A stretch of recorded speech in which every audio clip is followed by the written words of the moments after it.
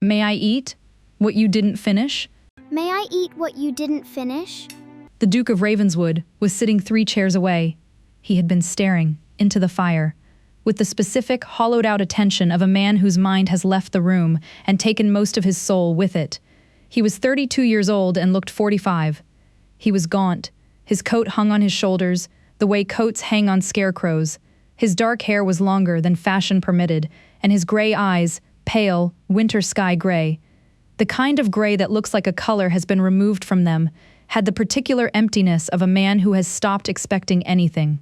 From the world, he looked at my daughter. Ivy was 5. She had dark curls that refused to obey any ribbon.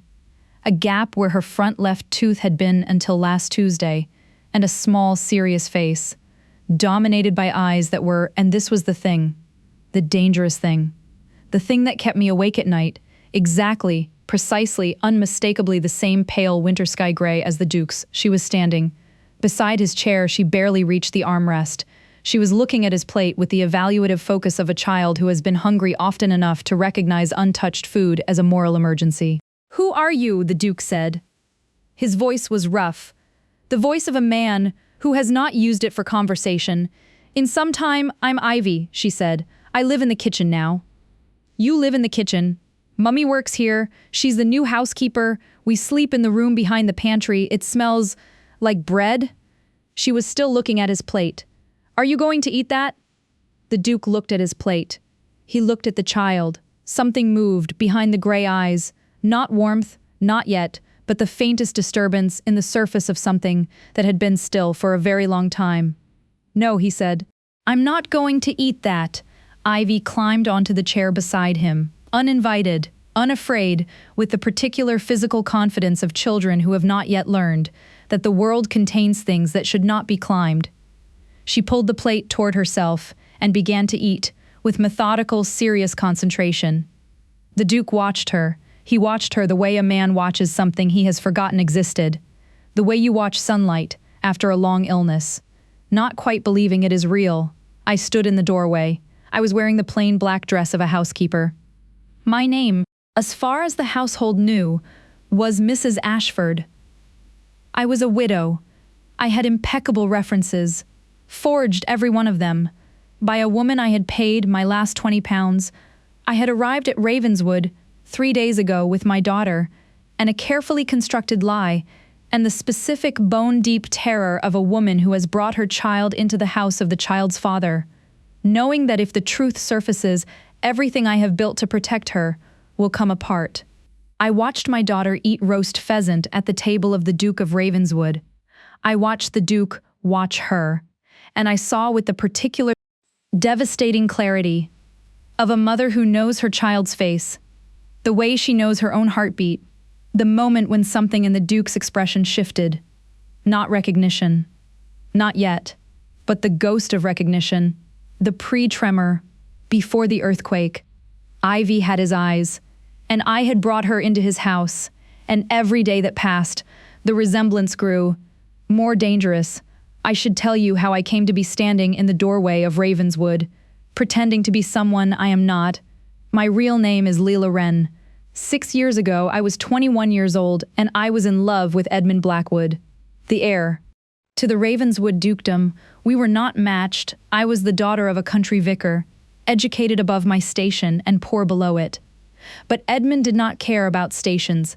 Edmund cared about what was real, and what was real between us was the kind of love that happens once and burns so completely that it leaves no room for anything careful. We had a summer. One summer. Secret. Desperate. Total. He was going to marry me. He had told his family. He had told Lord Silas Greybourne, his guardian, his father's oldest friend, the man who managed the Ravenswood Trust, that he intended to marry a vicar's daughter, and that Lord Silas could either accept it or be removed from his position. Lord Silas did not accept it. Lord Silas did something else, entirely. 3 weeks before the wedding, I received a letter on Ravenswood stationery, in what appeared to be Edmund's hand, telling me that the engagement was a mistake, that his feelings had been exaggerated, that I should leave immediately and not contact him again. Enclosed was £50 and the address of a boarding house. In York, I was pregnant. I was 21 and the man I loved had apparently thrown me away.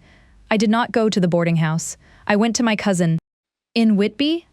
I had Ivy alone, in a room above a fishmonger's shop, with a midwife who smelled of gin, and a terror so complete, it had its own taste. I named her Ivy because ivy survives, it clings to walls and grows in the dark, and does not care whether anyone wants it there for 5 years. I survived. I worked as a seamstress, a laundress, a cook. I told Ivy. Her father was dead. I told myself the same thing, because the man who had written that letter, that cold, dismissive, 50-pound letter, was not the Edmund I had loved. That Edmund was dead. What remained was a duke. And then, 6 months ago, 2 things happened. First, my cousin died. The room above the fishmonger's shop was no longer available. I had no money, no references, and a 5-year-old child. Second, I learned the truth about the letter. I learned it from a woman named Mrs. Cathcart, formerly the Ravenswood housekeeper, who had been dismissed by Lord Silas 3 years after my departure. She found me in Whitby. She told me that the letter had not been written by Edmund. It had been forged by Lord Silas. Edmund had never known about the letter. Edmund had searched for me, frantically, desperately, for 2 years, and Lord Silas had blocked every inquiry, redirected every investigator, and eventually convinced Edmund that I had left of my own will. Edmund believed I had abandoned him. I believed he had abandoned me, and between those 2 lies, Lord Silas Greybourne had maintained control of the Ravenswood Trust for 6 years. I came back. Not to confront Edmund. Not yet I came back, because Ravenswood was the only household large enough to hire a housekeeper without thorough investigation. And Lord Silas, who had engineered my removal, had never seen my face. He had destroyed my life by correspondence. He had no idea what I looked like. The Edmund Blackwood I returned to was not the man I had loved. The man I had loved had been warm, quick to laugh, the kind of man who walked through his own estate and knew every tenant by name, who argued with his gardener about roses, and lost deliberately, because the gardener's opinion mattered more to him than being right. The Duke of Ravenswood was a ruin. His father had died 2 years after my disappearance. The title had landed on Edmund, like a collapsing roof. Lord Silas had tightened his grip, managing the trust, controlling the finances, positioning himself as the indispensable advisor to a grieving, hollowed-out young duke who had lost his father, lost the woman he loved, and had nothing left to build on. Edmund did not leave his rooms most days. He ate alone. He spoke to no one. The servants whispered that he had not smiled in 5 years. The house, Ravenswood, that cold, beautiful, impossible house was slowly dying around him, and Lord Silas was presiding over the death with the patient, methodical satisfaction of a man who has been waiting for the corpse to cool before he claims the inheritance. I saw this within my first week. I saw the neglect, the moth-eaten curtains, the leaking roof in the east wing, the account books that Lord Silas kept locked in his study and would not show to the Duke. I saw the household that had been reduced to a skeleton staff. I saw the tenants who came to the kitchen door because Lord Silas would not receive them. And I saw Edmund sitting in the dining room at a table for 40, not finishing his dinner, staring into a fire, with the particular terrible patience of a man who was waiting to die. I had brought our daughter into this house, into this graveyard of the man I had loved, and then Ivy began to dismantle him. Ivy did not know. She was conducting a siege. She was 5. She was simply being herself, but the effect on the Duke of Ravenswood was equivalent to a battering ram applied to a fortress wall. It started with the plate, the pheasant dinner. The question that should not have been asked by a housekeeper's daughter to a duke. The next morning, Ivy was in the kitchen garden when the Duke walked through one of his rare, aimless circuits of the grounds, the walks of a man who moves because stopping feels too permanent. Ivy was digging in the soil with a stick. "What are you doing?" the Duke asked. "Looking for worms," Ivy said. Mrs. Cathcart says worms make the garden grow. I want to find the biggest one. The Duke looked at the child digging in his garden. "Why, because biggest is best?" Ivy said, with the unanswerable logic of 5-year-olds. She found a worm, she held it up, a fat, magnificent earthworm, and beamed at the Duke with a gap-toothed smile. That was, and I say this as her mother, with full awareness of my bias, the most powerful weapon in the English language. The Duke's face did something. A muscle moved near his mouth. The ghost of a smile, the first ghost of a smile that the servants of Ravenswood had seen in 5 years. "That is a very large worm," the Duke said. "Do you want to hold him?" Ivy asked. "I? Yes," the Duke said. "I would like to hold the worm." He knelt in the mud of his own garden, the Duke of Ravenswood, in his expensive but neglected coat, and he held a worm in his palm, while a 5-year-old girl explained the properties of soil to him with passionate inaccuracy. Over the following weeks, Ivy's campaign expanded. She appeared at his study door to show him drawings. She asked him to read to her, because Mummy reads me the same 3 books and I'm bored. She brought him a cup of tea. One morning, carried with the extreme shaking concentration of a child managing a full cup, and set it on his desk with such pride that the Duke drank every drop, though it was stone cold and oversugared. She told him about worms and clouds, and the cat who lived in the stable, and why Tuesdays were better than Wednesdays, and what she wanted to be when she grew up: a pirate, then a baker, then a pirate baker, and the Duke, the cold, hollowed-out, dying Duke of Ravenswood, began to come alive. He began eating breakfast. He asked the cook to prepare dishes that Ivy liked. He had the nursery, abandoned for 20 years, cleaned, furnished, stocked with books and toys, he told Mrs. Cathcart, who had been rehired at my insistence under a different name, that the housekeeper's daughter was to have full access to the house and grounds. He did not know why, or perhaps he did know why, and was not yet able to name it. But I knew. I watched the gray eyes, his gray eyes, Ivy's gray eyes, and I saw the thing that was growing in them. The thing that Lord Silas's letter had tried to kill 6 years ago, and that a 5-year-old girl with a worm and a gap-toothed grin was bringing back to life. Love, unasked for, unearned. The particular devastating love that a man feels for a child who treats him as though he is not broken. It was a Thursday evening in December when the fracture appeared. Ivy was sitting on the library floor, drawing. The Duke was in his chair, reading, actually reading, for the first time in months. Because Ivy's presence in the room made the silence bearable. I was arranging the fire, performing the careful choreography of a housekeeper who is also a woman, hiding the biggest secret in the room. Ivy looked up from her drawing. She looked at the Duke. She tilted her head, the particular head tilt of a child processing an observation. "Your Grace," Ivy said, "we have the same eyes." The silence in the library was absolute. The Duke lowered his book. He looked at Ivy. He looked at her eyes, pale, winter sky gray, the exact shade, the exact shape, the exact particular quality of light that characterized the Blackwood family going back 6 generations of portraits hanging in the gallery upstairs. Then, he looked at me. I did not move.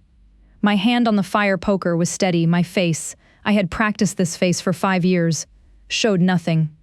"Many people have gray eyes, Your Grace," I said.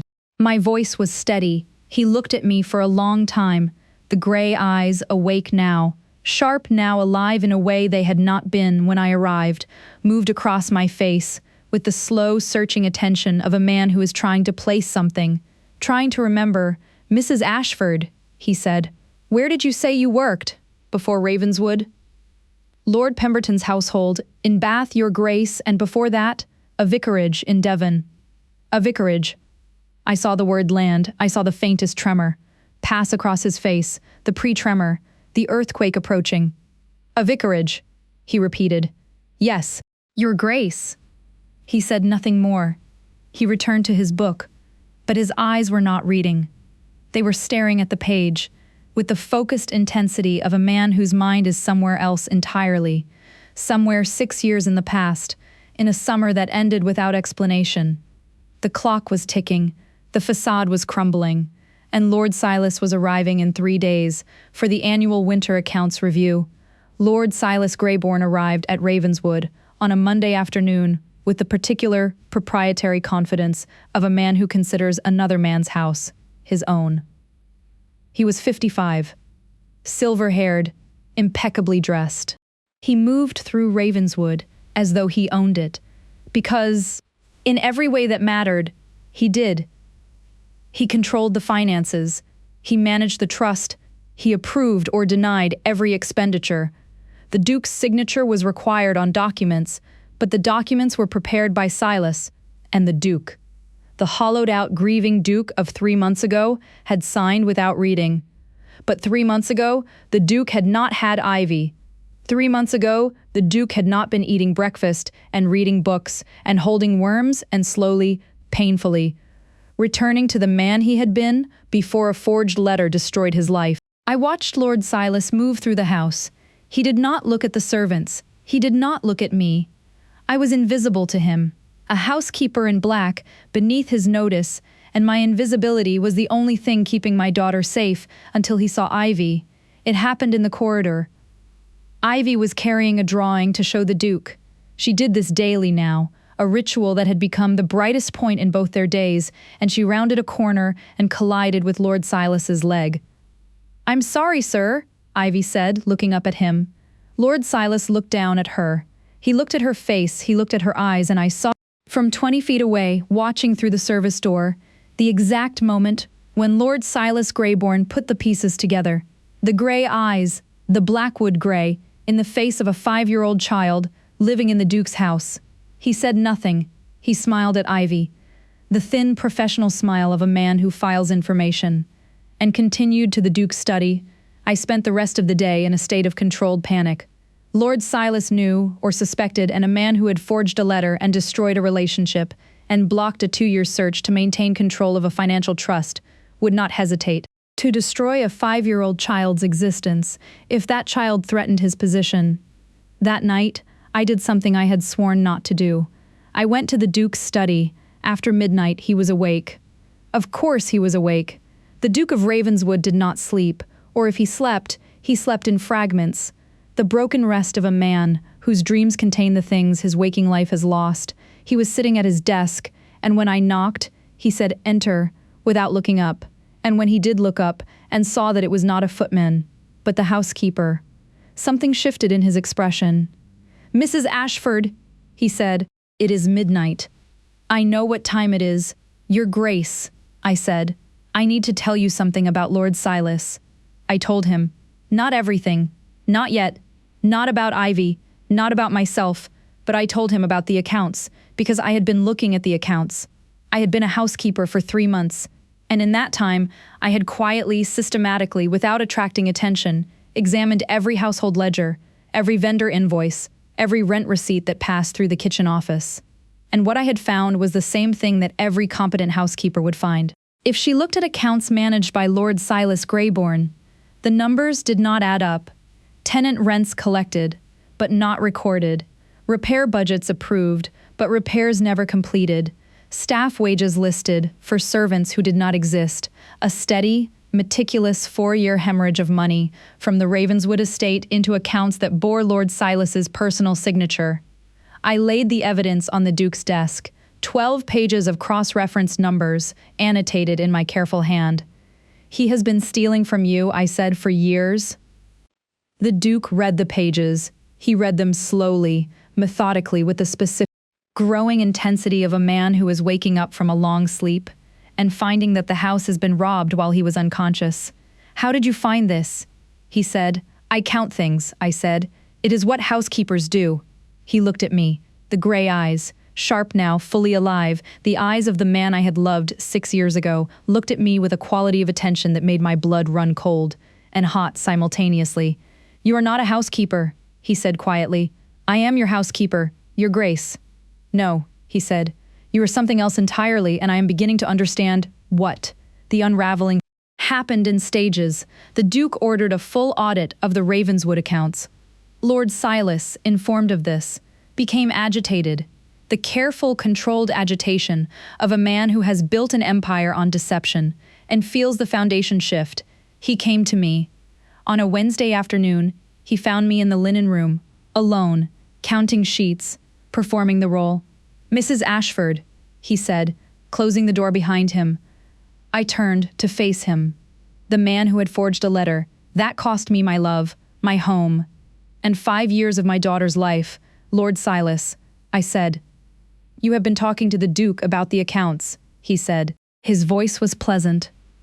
Lord Silas's voice was always pleasant. "I would advise you to stop. I am the housekeeper. The accounts are my concern." "The child," Lord Silas said.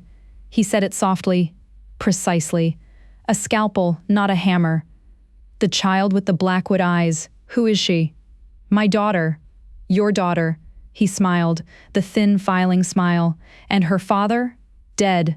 "I don't think so," Lord Silas said. "I think her father is sitting 3 rooms away, and I think you are not Mrs. Ashford from Bath. I think you are Leila Wren, the vicar's daughter, and I think you have come back to Ravenswood with a very dangerous secret." My hands were steady. I made them steady. I had 5 years of practice. "If I tell the Duke," Lord Silas continued, "that you have infiltrated his household under a false identity, with a bastard child, he will dismiss you immediately. You will be prosecuted for fraud. And the child, if you tell the Duke," I said, and my voice was not the voice of a housekeeper. It was the voice of a mother, and the difference is the difference between a candle and a fire. "Then the Duke will also learn about the forged letter, the one you wrote in his hand, the one that sent me away 6 years ago, the one that blocked his search for 2 years, and the £60,000 you have stolen from his estate." Lord Silas's smile did not change, but something behind his eyes. "Did you have no proof of the letter?" he said. "I have Mrs. Cathcart," I said, "who was dismissed for asking questions. I have the handwriting analysis, and I have 12 pages of account discrepancies on the Duke's desk right now." Lord Silas left the linen room. He did not threaten me further. He did not need to. We both understood that the situation had become a race, his word against mine, his power against my evidence. And the Duke of Ravenswood, standing between us, waking up more every day, pulled to consciousness by a 5-year-old girl with his eyes, and a worm, and a gap-toothed smile. The winter ball was Lord Silas's idea.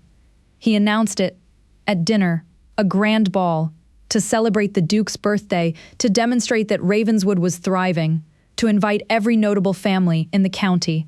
300 guests, an orchestra, a feast. The Duke was surprised.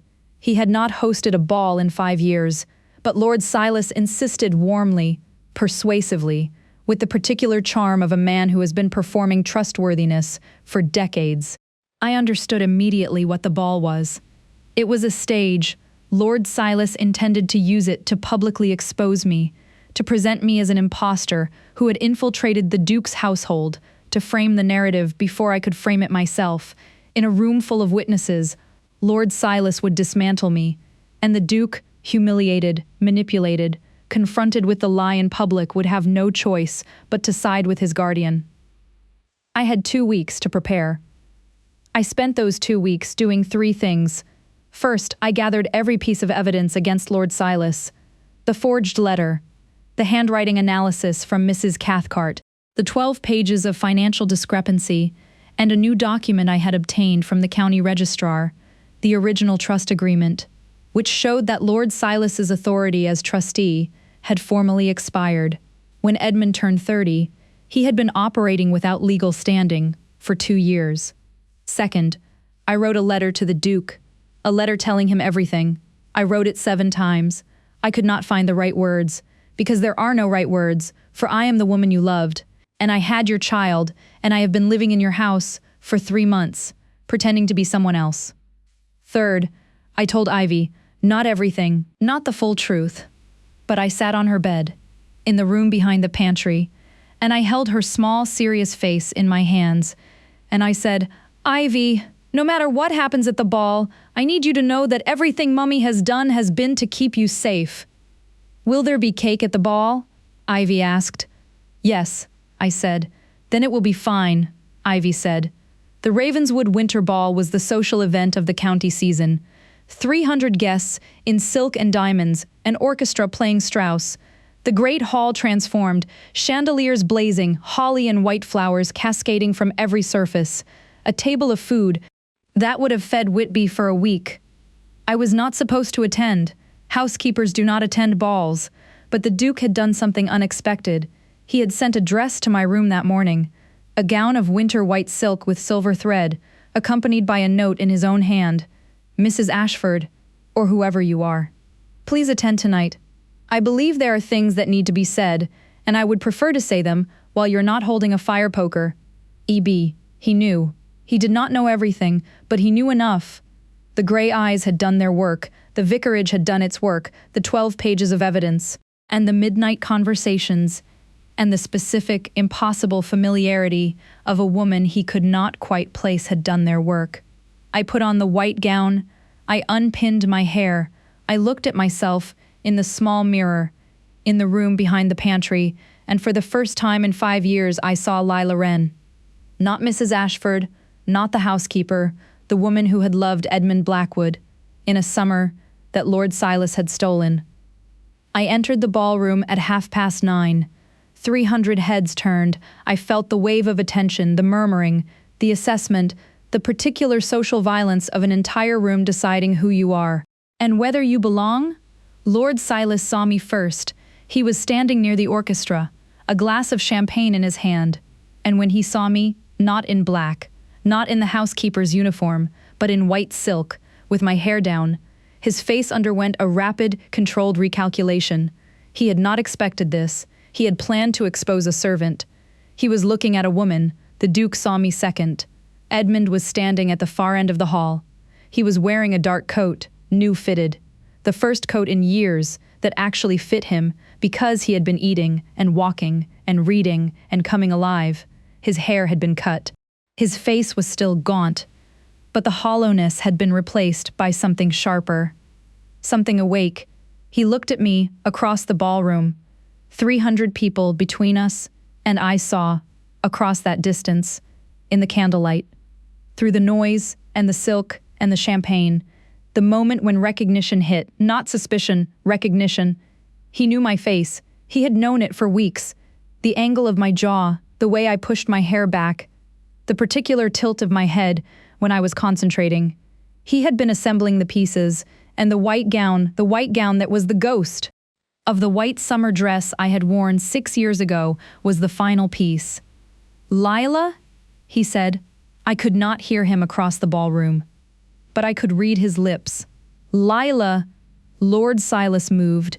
He stepped toward the center of the room, raising his glass, preparing to speak, preparing to deliver his version, his narrative, his performance. But the Duke moved faster. Edmund Blackwood, the Duke of Ravenswood, walked across his own ballroom. In front of 300 guests, he walked past Lord Silas without looking at him. He walked until he stood in front of me. "Lila?" he said. His voice was raw. "Edmund," I said. "I can explain." "The letter," he said. "The letter that sent you away." "I didn't write it." "I know," I said. "Lord Silas." "I know," he said. "I've known for 2 weeks. I found Mrs. Cathcart's deposition. I found the handwriting analysis. I found—" He stopped. His voice broke. "I found the trust documents showing his authority expired 2 years ago. I have been building the case, Lila. I have been building it because I needed it to be unassailable before I did what I'm about to do." He turned to face the room. "Ladies and gentlemen," the Duke of Ravenswood said. His voice carried. It was not loud. It was certain. The certainty of a man who has been sleeping for 5 years and has woken up furious. Lord Silas Greybourne has served as trustee of the Ravenswood estate for 12 years. In that time he has embezzled £60,000. He has forged correspondence in my name. He has deliberately sabotaged my personal life to maintain control of the trust, and he has operated without legal authority for the past 2 years. The ballroom was utterly silent. Lord Silas's champagne glass hit the floor. The sound of it shattering was very small and very final. "The magistrate is in the entrance hall," the Duke said. "Lord Silas, you are under arrest." Lord Silas was led from the ballroom by 2 constables. He did not resist. He did not speak. He walked out of Ravenswood for the last time, with the specific, collapsing silence of a man whose performance has ended, and who has nothing left beneath it. The ball continued, or rather, a different kind of gathering replaced it, something quieter, something real. The Duke led me out of the ballroom. He led me to the library, the room where Ivy drew pictures, And he read books, and the gray eyes had met for the first time, over a plate of cold pheasant. "Ivy," he said. "Yes, she is mine." "Yes." He sat down. He put his hands over his face. He was silent for a long time. When he looked up, his eyes were wet and the gray, the cold, empty winter sky gray that I had found when I returned to Ravenswood, was not cold anymore.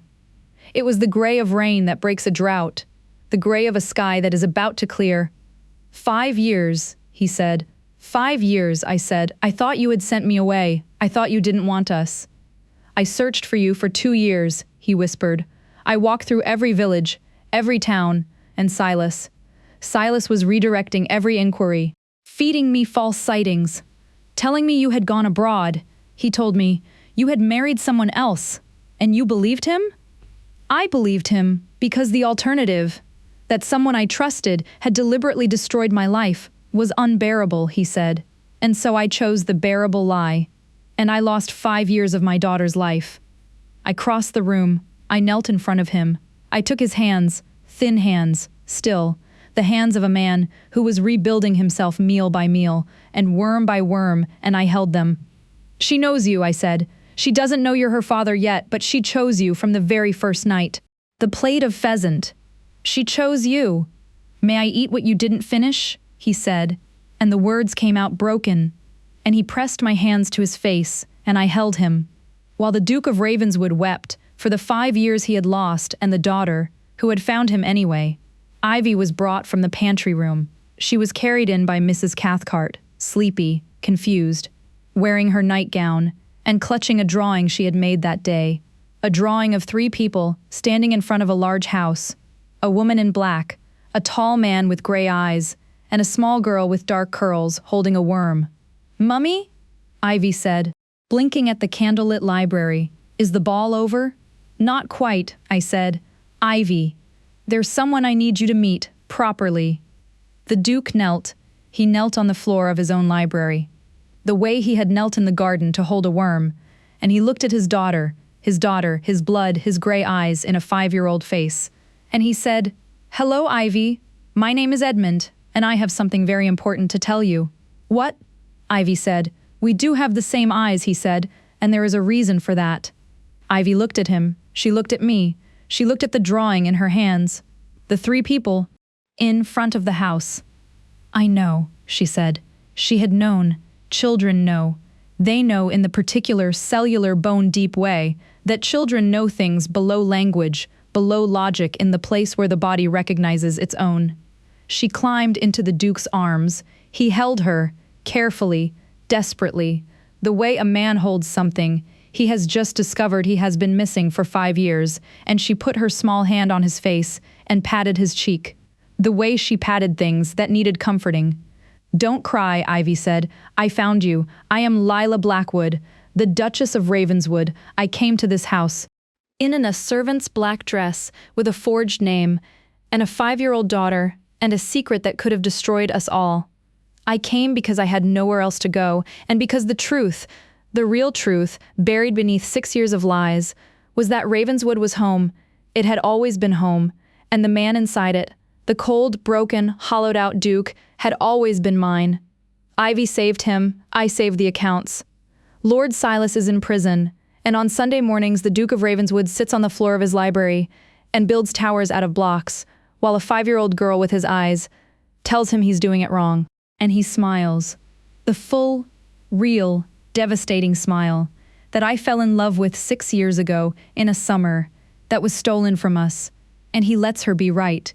Because she is right. She has always been right. We have the same eyes. End.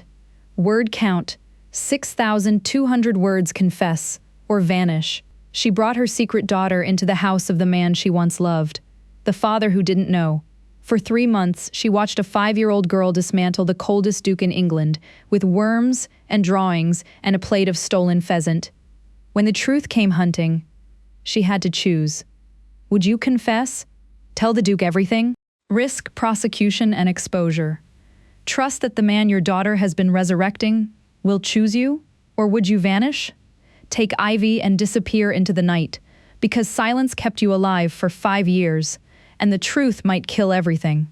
Comment, confess, or vanish below.